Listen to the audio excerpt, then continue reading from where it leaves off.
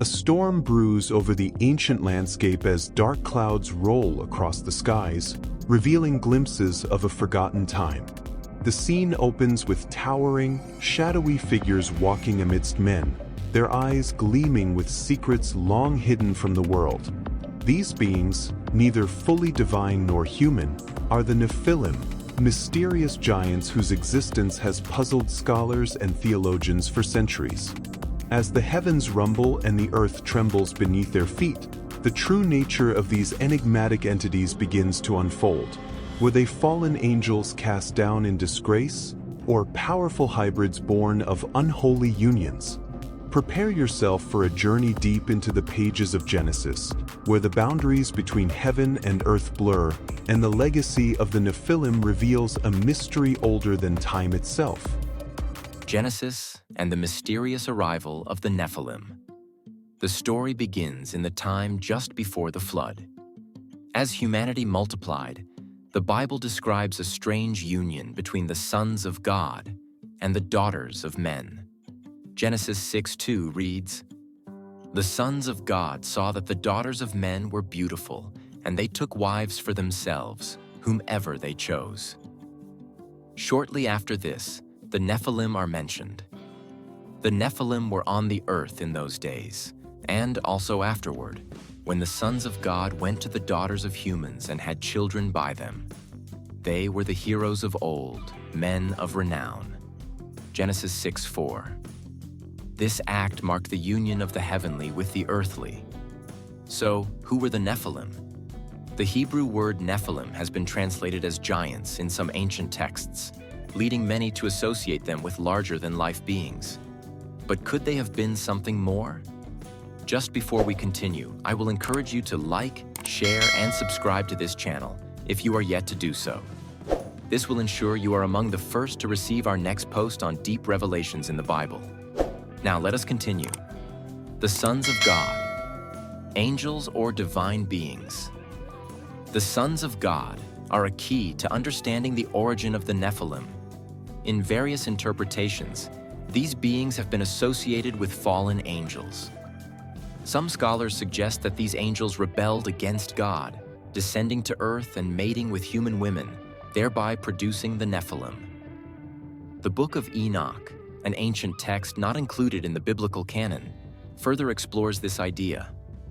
It describes a group of angels known as the Watchers, who were tasked with observing humanity, but ultimately fell from grace after lusting after human women. Their forbidden union gave birth to the Nephilim, monstrous beings of extraordinary size and power. And they took unto themselves wives, and each chose for himself one, and they began to go in unto them and to defile themselves with them. Enoch 7:1. Nephilim, heroes or monsters. The Nephilim are described as the heroes of old, men of renown. Genesis 6:4. This phrase has sparked debates.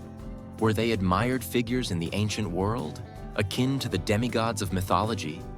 Or were they monstrous beings whose immense strength and power instilled fear?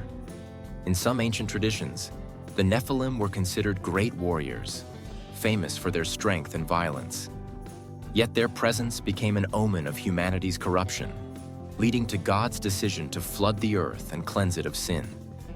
Interestingly, the Nephilim are mentioned not just in the pre-flood era, but also afterward.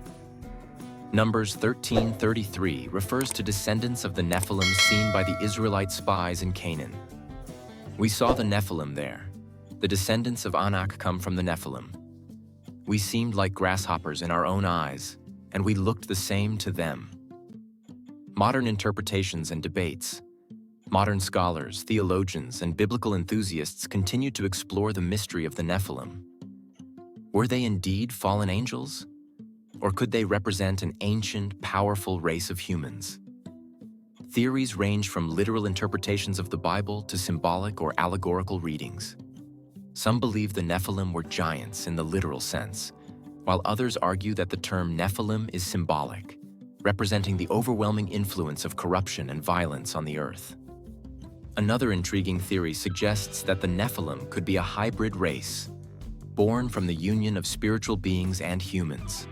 Their existence marked a deep spiritual crisis, one that would eventually culminate in the Great Flood, as God sought to reset the balance between the divine and the mortal. Let us explore this more closely. 1. Fallen angels theory.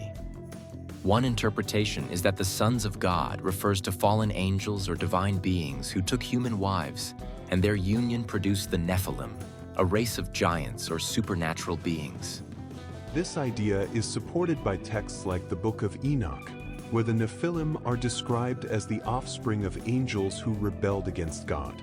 These angels, known as the Watchers, descended to earth, corrupted humanity, and gave rise to these mighty, fearsome beings. This perspective highlights the supernatural origin of the Nephilim, presenting them as beings who defied God's natural order. The Nephilim, in this view, are not only giants but are also symbolic of the rebellious nature of humanity and the cosmic struggle between good and evil. 2. The giants of old. Some scholars suggest that the Nephilim were simply a race of giants, physically larger than ordinary humans, which led to the description of them as heroes of old and men of renown.